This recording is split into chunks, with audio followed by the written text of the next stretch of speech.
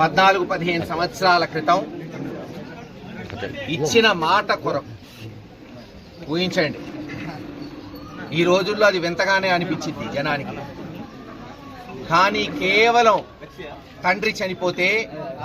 తండ్రి చనిపోయిన ఆ రోజు సానుభూతి పరులు కొంతమంది ఆత్మహత్యలు లేదు సహజంగా మరణం చెందితే వాళ్ళని ఓదార్చడానికి జగన్మోహన్ రెడ్డి గారు కంకణం కట్టుకుంటే ఆ రోజు దాన్ని సోనియా గాంధీ గారు తీవ్రంగా వ్యతిరేకిస్తే ఇచ్చిన మాట కొరకు ఆ రోజు అత్యంత బలవంగా ఉన్న కాంగ్రెస్ పార్టీని వ్యతిరేకించి బయటకొచ్చి ఇచ్చిన మాట కొరకు స్థాపించిన పార్టీ వైఎస్ఆర్ కాంగ్రెస్ పార్టీ. జగన్మోహన్ రెడ్డి గారి చేతుల మీద పుట్టిన బిడ్డ హాయిగా ఉంటుంది అనుకుంటాం సహజంగా, కానీ కష్టాల్లో పుట్టింది వైఎస్ఆర్సీపీ పార్టీ.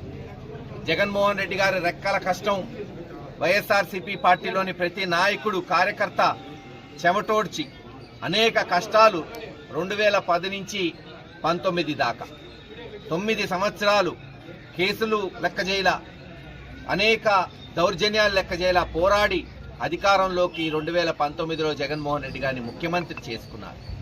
చూసాం అనేక అభివృద్ధి కార్యక్రమాలు ఈ రాష్ట్రంలో, సంక్షేమం కానీ అభివృద్ధి కానీ లేదు. పల్నాడు ప్రాంతంలో లేదు, గురజాల నియోజకవర్గంలో గతంలో ఎన్నడూ జరగనటువంటి కార్యక్రమాలు ఈరోజు ఈ ప్రాంతంలో ఈ రాష్ట్రంలో జరిగినాయి.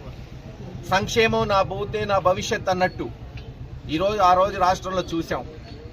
లేదు అభివృద్ధి, గురజాల నియోజకవర్గంలో 2 మున్సిపాలిటీలు, గురజాల దాచేపల్లి పట్టణాలు.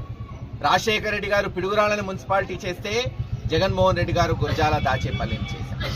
కనీసం సరైన ఇంజనీరింగ్ కాలేజ్ లేని గురజాల నియోజకవర్గానికి మెడికల్ కాలేజ్ తీసుకొచ్చాం.